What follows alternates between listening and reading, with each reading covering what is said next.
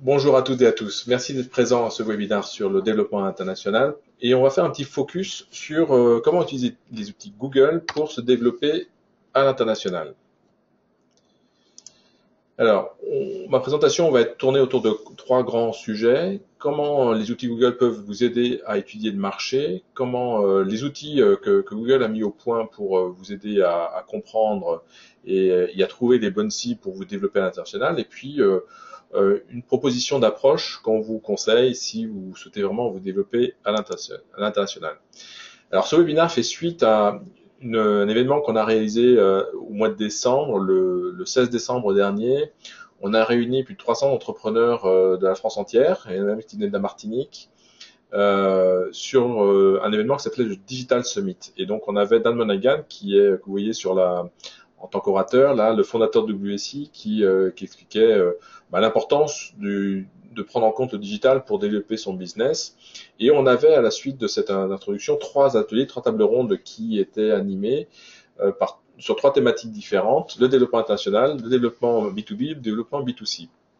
J'étais en charge d'animer l'atelier du développement international avec différents acteurs, différentes speakers. C'était ce format de table ronde, et j'ai le plaisir d'avoir avec moi aujourd'hui Séverine Varret, qui était présente avec moi lors de l'animation de cette table ronde, et qui donnait sa vision consultant export, puisqu'elle a une vraie expertise sur ce domaine-là, pour compléter, et elle interviendra pendant ce webinaire. Tu peux peut-être dire bonjour, Séverine.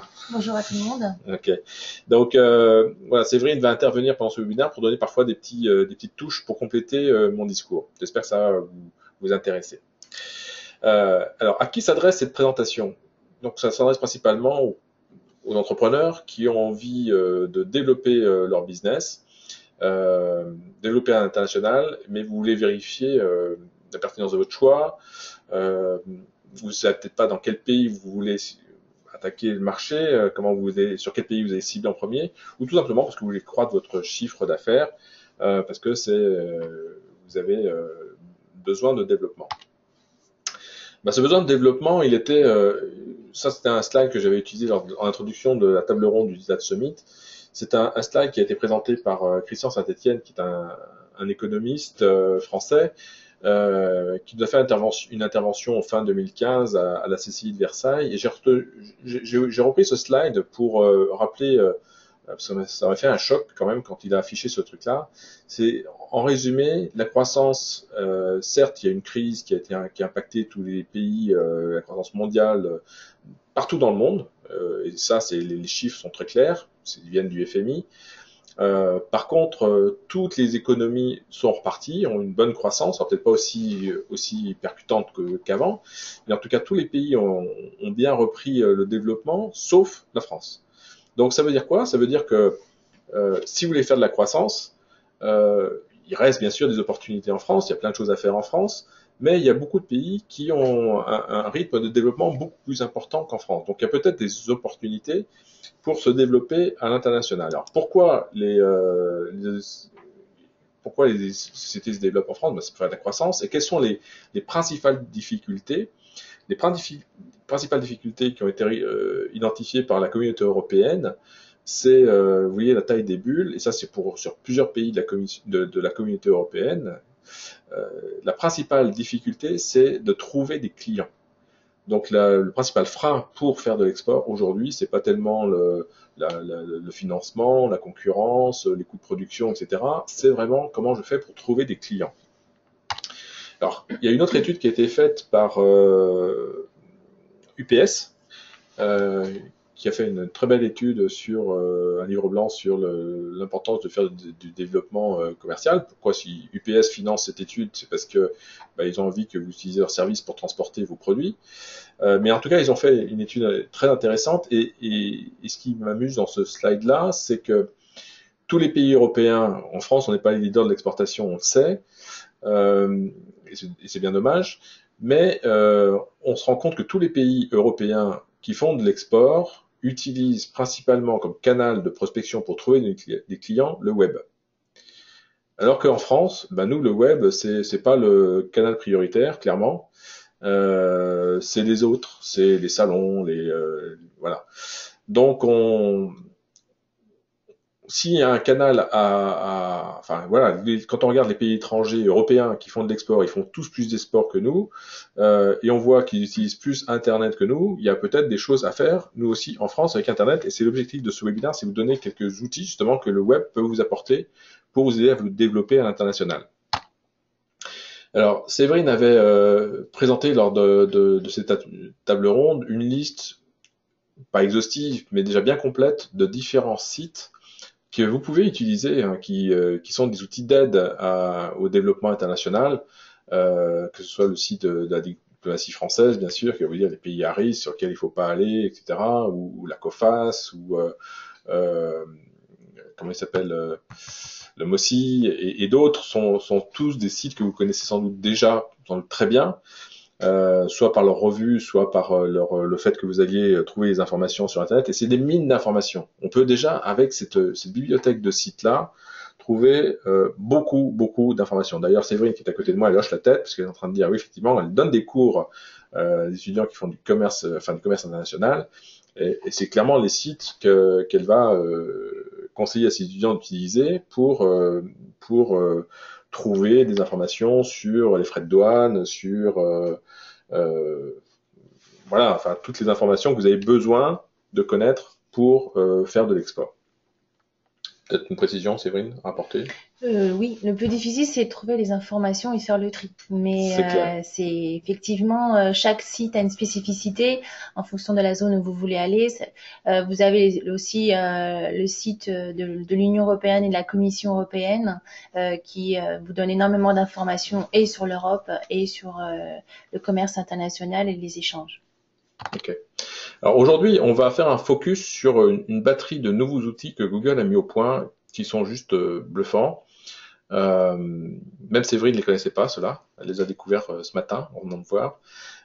Et donc, vous allez en découvrir certains et j'espère qu'ils vont vous intéresser. Alors, plutôt que de vous présenter les outils les uns après les autres et, et s'extasier ou pas devant ces outils-là, j'ai demandé à Yann, qui travaille chez moi, de me faire une démonstration en utilisant un cas concret, en disant, voilà, je suis un fabricant de crêpes françaises en France, nos bonnes crêpes, nos bonnes galettes françaises, on peut manger en sucré ou en salé, qui sont déjà distribuées dans la grande distribution, dans nos galeries marchandes.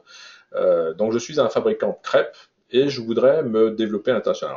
On aurait pu prendre n'importe quelle autre thématique, mais comme c'est la saison de la Chandeleur, on s'est dit que c'était intéressant, c'est un petit clin d'œil en disant on va s'intéresser aux crêpes. Donc prenons, si vous voulez bien, l'exemple de ce fabricant de crêpes qui fabrique des crêpes en France, qui marche bien et qui veut maintenant partir à la conquête du monde. Il se pose évidemment des tas de questions en se disant où est-ce que je vais pouvoir me développer, où est-ce que c'est le plus intéressant, le plus facile, le moins risqué et le plus rentable pour développer mon activité. Je pense que c'est des questions que se posent tous les entrepreneurs.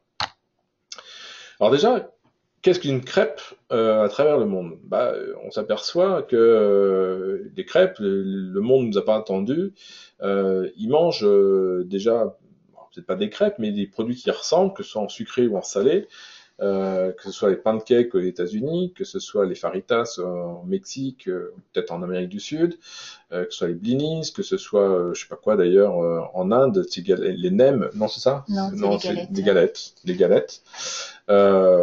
Donc on a, les gens mangent déjà des crêpes ou des produits semblables partout dans le monde. Donc ça c'est déjà une bonne nouvelle, c'est que a priori nos produits peuvent être intéressés. Alors toi, Séverine, quand tu as un client comme ça qui vient te voir, des NAM, merci Slane, des NAM, merci. Donc c'est quand tu as un client qui te pose cette question en disant je veux me développer à l'export, quelle est la première chose que tu lui dis? Soit effectivement je vends mon produit en m'adaptant à la culture, ou soit j'essaie plutôt de mettre ma culture française. Et je pense que dans l'alimentaire, hein, dans tout ce qui est gastronomie, on a une excellente renommée et qu'un étranger il a envie de manger une crêpe version française. Donc, je vais plutôt, dans le cas présent, faire valoir mes bonnes crêpes françaises par une forme qui est complètement différente, qui se mange à la fois et en sucré et en salé selon l'ingrédient de base et la garniture que je vais me mettre dedans. Et là, on va plutôt surfer sur la fabrication française et la gastronomie française où on aura une valeur ajoutée nettement plus importante. Ok. Ben, merci. Donc là, on se dit on va essayer de vendre donc nos crêpes françaises à l'international. Donc maintenant, la question, c'est le monde, c'est grand. Euh, Quel est le pays sur lequel on pourrait se concentrer en premier? Alors déjà, on a peut-être déjà un site internet, un petit marchand, peut-être déjà en ligne, hein. Et la première chose que vous pouvez faire, c'est utiliser Google Analytics, qui est un outil gratuit que fournit Google, pour vous dire, pour vous aider à comprendre déjà, est-ce que vous avez des visiteurs qui viennent sur votre site? Est-ce que vous avez déjà des curieux qui vous trouvent et qui donnent déjà un premier aperçu, puisque Google Analytics va vous dire d'où viennent les gens qui viennent sur votre site à partir de leur adresse IP. Il sait vous dire qu'ils viennent des États-Unis, d'Europe et parfois même de zones beaucoup plus précises. On peut savoir dans quelle ville ils sont, depuis quelle ville ils sont venus. Donc on peut zoomer comme ça. Et donc vous avez un premier outil gratuit qui est de vous dire, ben voilà, euh, avec mon site internet, pas forcément bien référencé, aujourd'hui il y a déjà des visiteurs du monde entier qui viennent me voir. Bon, ok. Et vous pouvez zoomer et puis vous dire, bah tiens, c'est amusant, c'est les États-Unis qui viennent en numéro 2 juste après la France. Alors que vous n'avez pas fait spécialement beaucoup d'efforts. Alors c'est peut-être pas significatif, mais c'est intéressant de voir ça. Alors après, il y a d'autres outils qui ont été produits là par Google, et notamment un premier outil, on va en voir plusieurs. Le premier, c'est Google Public Data Explorer. Cet outil, c'est juste un agglomérat de toutes les informations qui sont produites par les institutions du monde entier, et vous avez un accès commun pour trouver toutes les statistiques produites par les institutions du monde entier pour trouver des informations qui peuvent vous intéresser. Donc, c'est juste un outil qui vous facilite trouver l'information qui vous intéresse. Tout à l'heure, Séverine me faisait remarquer justement avec tous les outils qui existent, c'est difficile de trouver l'information pertinente. Et bien là, vous avez en un outil beaucoup de données qui sont agrégées, qui vous permettent de trouver les informations qui peuvent vous intéresser. Alors, on a pris un petit exemple. Une petite anecdote d'ailleurs, vous voyez là sur l'écran, c'est en français. Vous pourrez avoir plus d'informations si vous passez dans la version anglaise. Évidemment, aujourd'hui, on a, mais pour l'exemple, on est resté en français pour vous donner un petit peu ce qu'on peut faire. Et on va s'intéresser à un exemple concret. Voilà, un exemple d'information que je peux retrouver. Je m'intéresse au secteur privé et au coût à l'importation en dollars des matières. Et donc là, vous avez Google, Public Data, qui vous donne une information en disant, voilà, au fil du temps, le coût à l'importation dans le monde entier, de manière générale. Ok, ça c'est un premier indicateur. Et vous avez une description détaillée. Vous avez la petite fenêtre là qui dit le coût à l'importation en dollars américains par conteneur. Donc les coûts désignent les frais associés à un conteneur de 20 pieds en dollars américains. Tous les frais associés aux procédures d'exploitation et d'importation de biens sont inclus. Cela comprend les coûts des documents, les frais administratifs, de douane et des contrôles techniques, les frais de courtage en douane, les frais de manutention des marchandises dans le terminal, le transport terrestre. Les coûts ne comprennent pas les droits de douane, ni les taxes commerciales, seuls les coûts officiels sont pris en compte. Donc ça vous donne une information qui est pas complète, qui est pas exhaustive, mais qui vous donne quand même déjà un premier regard, un premier aperçu. Alors, c'est vrai, toi qui fais souvent de l'export, tu me disais tout à l'heure, oui, mais il n'y a pas l'écoterme, il n'y a pas d'autres informations. Tu peux développer et donner un exemple de ce qui manque là-dessus? Ça, c'est un coût global, effectivement, pour un conteneur. Après, ce que Google ne peut pas prendre en considération, c'est les conditions de vente qui sont définies par l'Incoterm. Effectivement, le montant des droits de douane ne peut pas être ici déterminé puisqu'il dépend de la nomenclature et la désignation bien précise du produit. Mais déjà, c'est vrai que ça nous donne un aperçu général qu'il faut après, bien sûr, affiner en fonction, on va dire, du côté technique de vente et des risques qu'on veut prendre et des frais qu'on veut prendre en considération dans la vente du produit en fait. Ok. Et donc vous avez un premier aperçu qui vous donne et donc si vous ciblez les États-Unis ou l'Amérique, continent américain, bah, vous voyez bah, que les coûts à l'importation, vous pouvez comparer de cours l'Amérique du Sud et l'Amérique du Nord, et vous dites bon bah voilà, a priori il n'y a pas de sur les 10 dernières années, il n'y a pas une grosse évolution, c'est assez stable, donc et c'est même un peu moins cher en Amérique du Nord qu'en Amérique latine et Caraïbes. Bon. Donc ça c'est un premier niveau d'information. Après, Google Public Data Explorer peut vous aider aussi à vous dire bah, quels sont les pays qui importent, et notamment de l'alimentation, afin de vous assurer et vérifier que effectivement parce que les gouvernements contrôlent tout, les exportations mais aussi les importations, et c'est classé par catégorie, et donc on peut avoir accès sur et donc là on a fait un zoom sur les 10 dernières années là aussi, parce qu'on peut remonter depuis 1962, vous imaginez. Vous voyez la tendance et de se dire, bah là, aux États-Unis, qui est la courbe orange, en Amérique du Nord, bah, il y a de plus en plus de produits importés sur les 10 dernières années sur la catégorie alimentation. Donc c'est un signal qui me semble plutôt intéressant, qui est un signal positif à prendre en compte. On va changer d'outil, on va aller maintenant sur Google Business Map. Donc, Google Global Business Map, c'est un outil qui va vous donner des informations très utiles sur ce que font les gens avec Internet. D'abord, est-ce qu'ils sont connectés à Internet? Quelle est la population? Et donc là, on s'intéresse aux États-Unis, et vous avez une petite fiche résumée qui vous dit, ben voilà, quelques informations générales. C'est quoi le pays, c'est quoi la capitale, le nombre de millions d'habitants, etc. Le nombre de personnes qui sont connectées sur Internet, ça touche quand même 78% de la population, et répartition par tranche d'âge, par sexe, etc. Donc vous avez ce genre d'informations qui sont disponibles directement et gratuitement par Google Global Business Map. Vous avez aussi des informations en disant bah, est-ce qu'ils utilisent les mobiles, est-ce qu'ils vont sur YouTube, est-ce qu'ils utilisent le display, est-ce qu'ils regardent la pub sur Internet, et quel genre de pub, quel genre de recherche sont faites sur Internet. Et on s'aperçoit que 20%, c'est la petite flèche en bas à gauche, 20% des recherches sont faites sur de la nourriture et des boissons. Donc c'est là aussi, et c'est dans le top 5 des catégories qui se développent en forte progression. Donc là encore, un signal qui est plutôt encourageant et qui nous dit, bah, tiens, il y a peut-être des choses à faire, effectivement, aux États-Unis.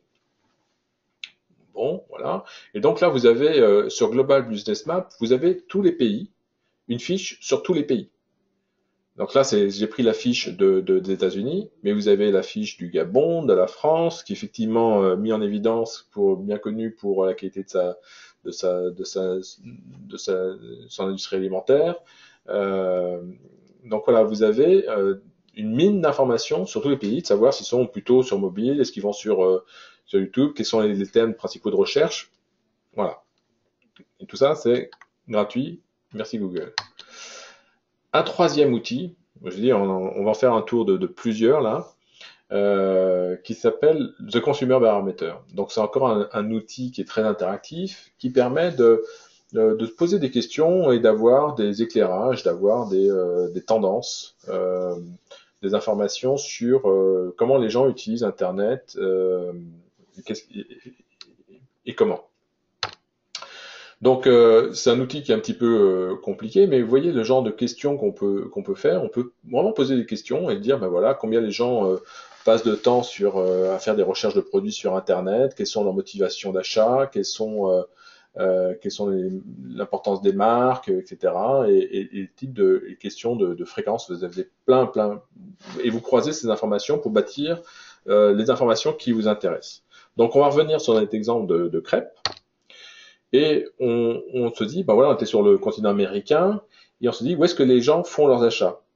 Donc cet outil nous dit, bah, les gens font leurs achats principalement pour l'alimentation, principalement via des distributeurs, des réseaux de distribution, mais aussi par Internet. Et donc ça, on a pris 5 pays, l'Argentine, le Brésil, le Canada, le Mexique et les États-Unis. Donc on voit qu'aux États-Unis, 59% des gens achètent leurs produits via des réseaux de distribution, mais déjà 28% des gens achètent via Internet. 28% des gens achètent leurs produits de nourriture via Internet. Waouh!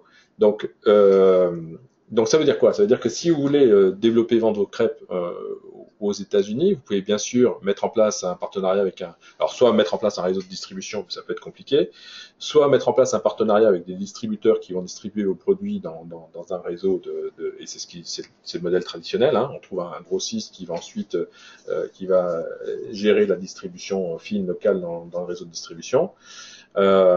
Soit vous allez utiliser Internet. Et il y a de plus en plus de gens qui maintenant achètent les produits directement sur Internet. D'ailleurs, Amazon est devenu en quelques années le premier distributeur de produits frais aux États-Unis devant Walmart. C'est juste impressionnant. Donc, acheter des produits frais aux États-Unis, les gens achètent sur Internet et principalement sur Amazon aujourd'hui. Donc vous n'avez peut-être même pas besoin de faire un site Internet. Vous avez peut-être juste besoin de créer une catégorie sur Amazon pour vendre vos produits via Internet. Et qu'est-ce que les gens achètent et pourquoi ils achètent des produits est-ce qu'ils achètent des produits qui viennent de l'étranger? Alors, toujours dans la catégorie de l'alimentation, on voit qu'en Argentine, pas beaucoup. Au Brésil, un peu plus. Au Mexique, pas mal. Aux États-Unis, il y a quand même 10% des gens qui sont prêts à faire des achats, enfin qui achètent des produits qui viennent de produits étrangers, notamment dans l'alimentation. Et pourquoi ils achètent des produits étrangers? Bah, la réponse, c'est parce que c'est de meilleure qualité. Ils espèrent trouver un produit de meilleure qualité que les produits locaux. Donc, nous en France, on a quand même pas mal on a une marque qui est connue pour la qualité, notamment dans l'alimentation. Tout ça, c'est des signaux qui sont plutôt encourageants. Je ne sais pas ce que vous en pensez, mais voilà. Alors, on a fait cette étude et on s'est dit, ok, très bien, on a du quantitatif, du qualitatif, on a des informations qui nous permettent de nous rassurer. On voit que les États-Unis, il y a potentiellement quelque chose à faire. Maintenant, so what, comme dirait l'autre, combien est-ce qu'il y a vraiment des gens et combien de ces gens recherchent? Alors, il y a encore un outil que Google a mis en place. C'est vraiment la fête à Google aujourd'hui. Et des crêpes. Il y a un outil que Google a mis en place et qui manquait quand on fait du développement international, c'est de trouver rapidement une estimation quantitative de combien de gens recherchent les produits qui m'intéressent sur Google. Et ce qu'a fait Google, ils ont associé leur outil Google Translate, Google Translator, pour traduire le mot-clé que vous allez taper dans la fenêtre Search Term. Là, vous voyez la zone keywords, on a mis crêpe au pluriel et au singulier.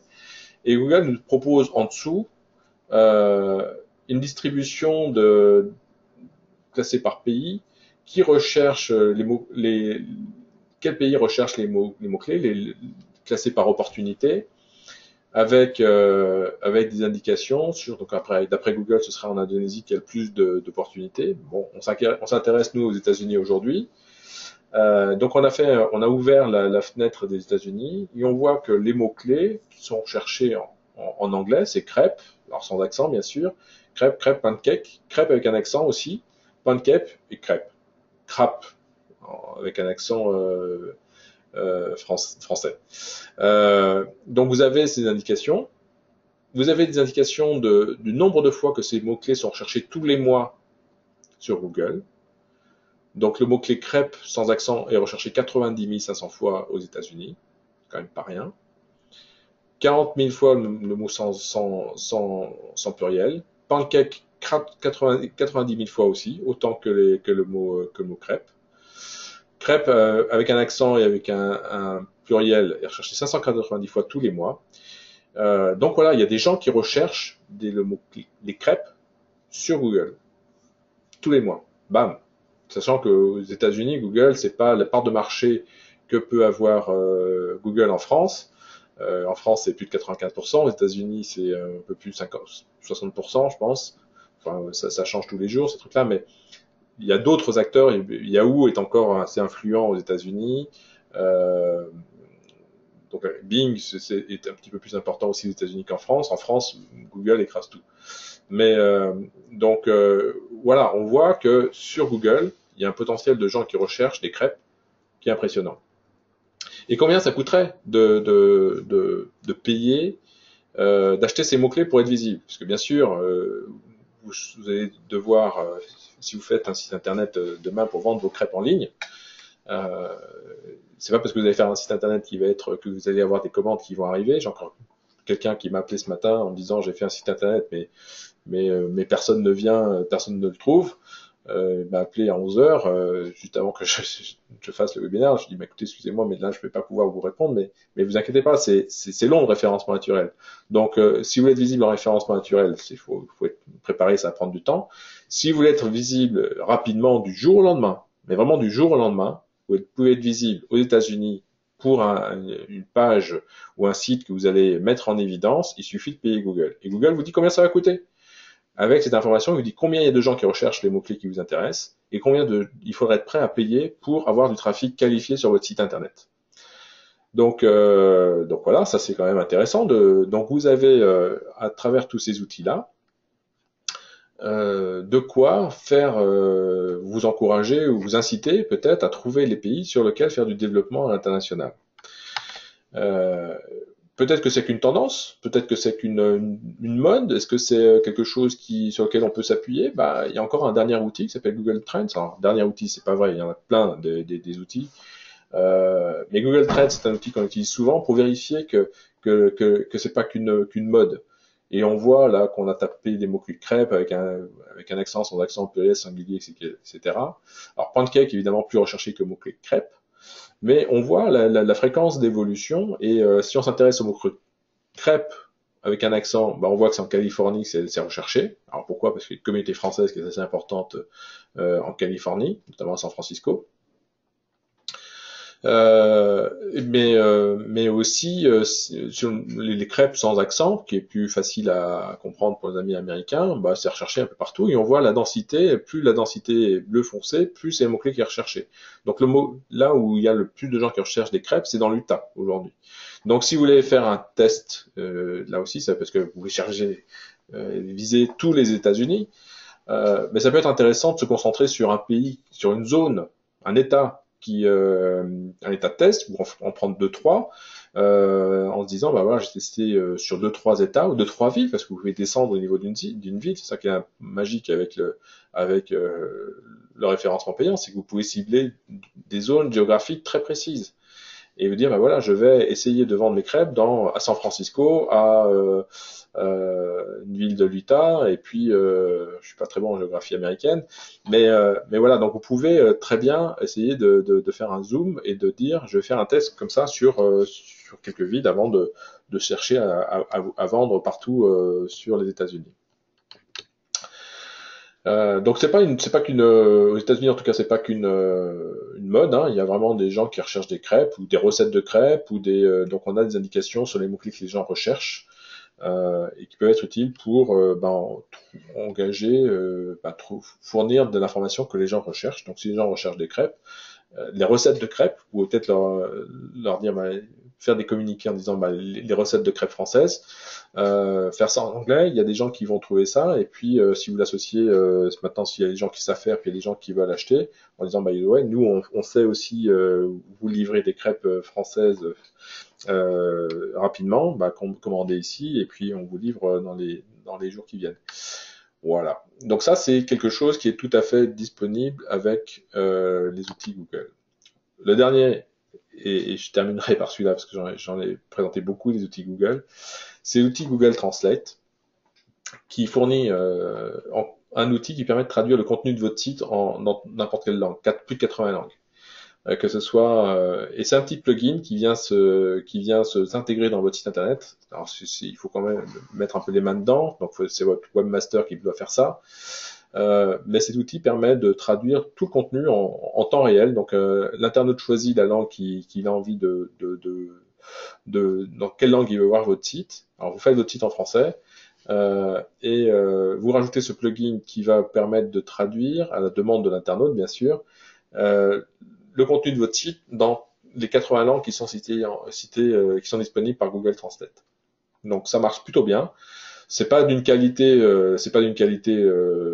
irréprochable, hein, c'est pas de la traduction littéraire, mais en général ça suffit pour aider et comprendre de quoi parle votre site.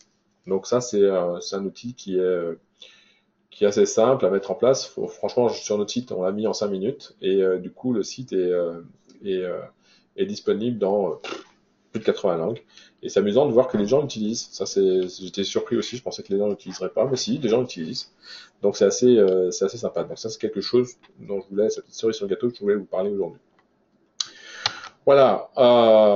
Donc on a fini la présentation de tous ces outils pour vous aider à vous développer. Maintenant, j'espère que je vous ai pas saoulé. J'espère surtout que ça vous a donné envie de faire de l'export et sachez que nous on est là pour aider les entreprises à développer à l'international, en France mais aussi à l'international. C'est un de nos points forts parce qu'on est présent dans plus de 80 pays. On a cette capacité à travers le réseau WC de pouvoir vous accompagner au Brésil, au Portugal, en Espagne, en Europe bien sûr partout, aux États-Unis.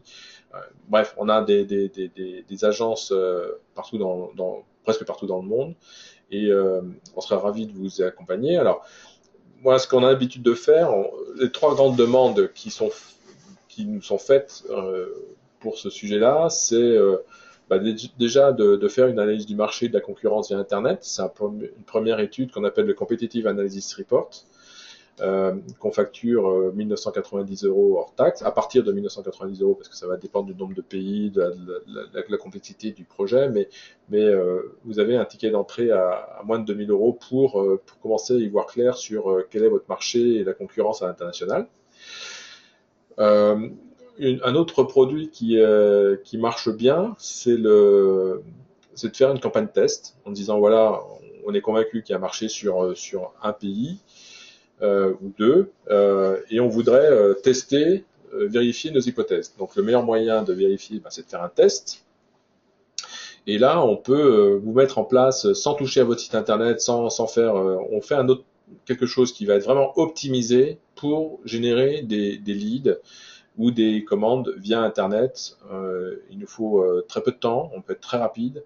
Et mettre une campagne qui va être alimentée par Google, qui va générer du trafic avec Google bien sûr, mais peut-être aussi Facebook, pourquoi pas, si c'est adapté, si c'est pertinent. Je suis en train de faire ça pour plusieurs clients, tester un mix AdWords Facebook, puis on voit au bout du compte quel est le canal le plus intéressant. On intègre aussi l'emailing. Si vous avez des fichiers d'emailing, on peut utiliser vos fichiers d'emailing qui vont générer du trafic sur des pages qui sont optimisées, ce qu'on appelle des landing pages. Les pages sont optimisées pour transformer les visiteurs en prospects ou clients. Donc on a un vrai savoir-faire là-dessus. C'est quelque chose qu'on a acquis pendant nos 20 ans d'histoire en développement digital. Donc on peut vraiment en quelques semaines avoir une tendance qui se dégage et puis qu'on peut renforcer puisqu'on va optimiser les campagnes pendant des 3-6 mois de test. Et donc pour faire ce projet-là, il faut prévoir un budget minimum de 8000 €. Mais à la fin de ce test-là, on a l'idée claire, on a vérifié les hypothèses, on a testé plusieurs choses, on sait ce qu'il faut encore optimiser, ce qu'il faut améliorer. Et en général, nos clients, à la fin de cette campagne-là, ils disent bon, ok, maintenant j'ai compris, j'y crois encore plus, et je sais ce qu'il faut faire, et j'accélère. Donc c'est la prochaine étape. Et la prochaine étape, c'est justement définir la stratégie digitale. C'est souvent dans cet ordre-là que ça peut se faire. On peut aller directement à chacune des étapes. On peut commencer par la définition d'une stratégie digitale, qui va intégrer tous les composantes du digital qu'il faut intégrer, faire son site, générer du référencement payant, du référencement naturel, des réseaux sociaux, de l'emailing, du mobile, etc. Donc ça peut être un petit peu compliqué de savoir ce qu'il faut faire comme ça. Donc il est quand même important de se poser les bonnes questions. Quelle est la cible? Quel est le volume de données? Est-ce qu'il y a des problèmes de sécurité? Est-ce qu'il y a des problématiques de paiement? Enfin bref, il y a des choses à intégrer. Et pour pas se tromper, c'est important de bien définir sa stratégie digitale et de mettre en place les moyens qui vont identifier les moyens qui vont être nécessaires pour atteindre les résultats qu'on souhaite. Voilà. Donc c'est les trois produits phares hein, qu'on a l'habitude de proposer à nos clients qui veulent qu'on les accompagne pour le développement international. Si bien sûr vous êtes intéressé, d'ailleurs je vais vous lancer tout de suite un petit sondage. Est-ce que parmi ces trois produits, est-ce qu'il y en a un qui pourrait vous intéresser? N'hésitez pas à répondre au petit questionnaire qui s'affiche maintenant. Ça nous permettra comme ça votre consultant pourra venir vers vous et en vous posant les bonnes questions. Donc merci de prendre le temps de répondre à ce petit sondage.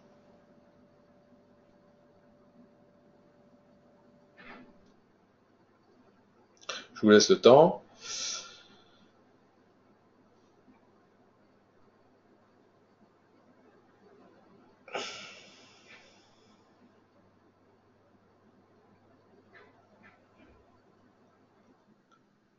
Ouais, je vais vous laisser encore quelques secondes.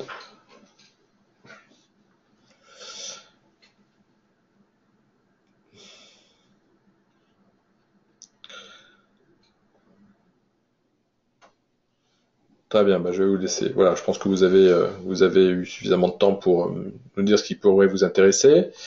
Donc, on a vos informations. Le consultant qui s'occupe de vous reviendra vers vous pour vous donner des précisions sur ce qu'on peut faire pour vous. D'accord ?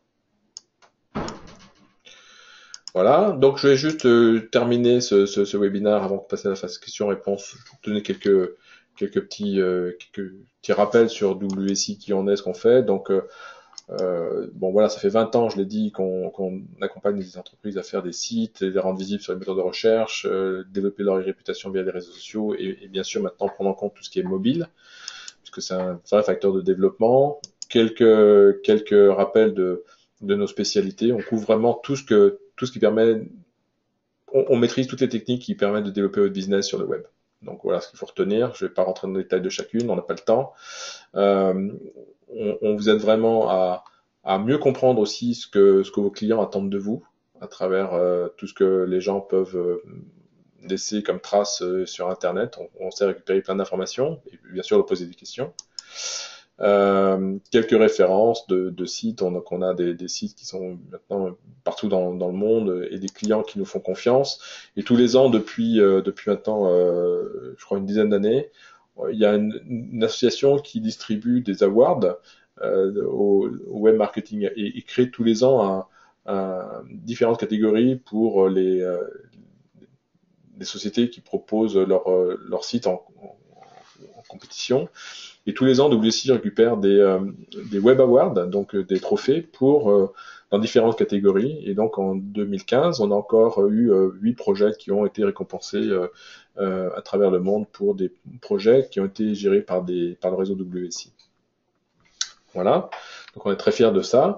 Et en conclusion, ce qu'il faut retenir de WSI, puisqu'il y a quand même ce qu'on voulait que vous reteniez, c'est que on est là pour vous apporter bien sûr plein d'idées, des informations pour mieux connaître vos clients, vos marchés et vous aider à développer votre business. On est vraiment dans cette logique de partenariat.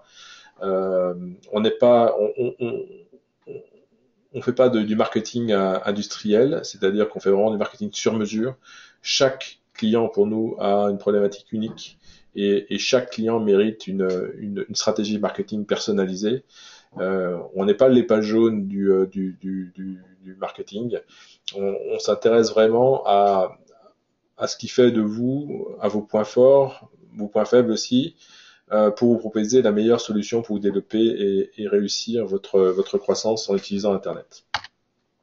Voilà, il est temps de laisser la place aux questions et j'essaierai d'apporter quelques réponses. Il nous reste quelques minutes. Donc, s'il y en a qui ont des questions, on serait ravis d'apporter une petite réponse, une grosse réponse.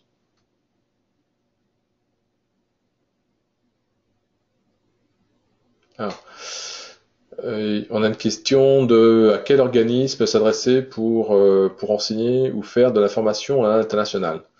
Bon, je pense que il y a les chambres de commerce qui peuvent être un premier niveau d'information. C'est quand même un peu leur rôle, donc n'hésitez pas à les contacter. Sinon, Séverine, toi, tu as peut-être il y a plein d'écoles, hein. Il y a des codes, il y a des cursus spécialisés sur le développement international. Moi, je donne des cours dans une école de commerce qui s'appelle l'IDRAC à Lyon. C'est un business développement, c'est un master en développement international. Donc, il y a des diplômes qui sont bien sûr prêts pour vous aider à vous développer. Alors, je sais pas quel est le besoin, Slane, mais oui, il y a des formations, Ça dépend de votre besoin, parce que moi bien aussi, sûr. je fais de la formation, Bah soit ouais. en direct, soit par des organismes. Donc, c'est à vous de préciser un petit peu votre demande. Si c'est vraiment de la technique, effectivement, sur la douane ou les incoterms, comment calculer mon prix de vente en fonction des charges que j'ai à additionner au niveau du transport, de la logistique, etc., ou de l'adaptation de mon produit en fonction de la technique et des normes locales qui sont exigées. N'hésitez pas à revenir vers nous, on vous guidera. On vous guidera, il n'y a pas de souci. Il faut juste nous préciser un petit peu. Chaque organisme a une spécificité en fait. Donc c'est vrai que les plus généralistes, c'est les chambres de commerce. Après, est-ce que vraiment faut que vous ayez une formation générale ou une formation bien précise à votre entreprise et votre produit et votre besoin? C'est à vous de nous le dire. Ok, bah écoutez, je crois je vous ai peut-être un peu assommé là avec tous ces chiffres, ces outils. Je suis désolé si c'est le cas. Je crois qu'il n'y a pas d'autres questions pour l'instant. Donc, si vous avez besoin de me contacter, vous avez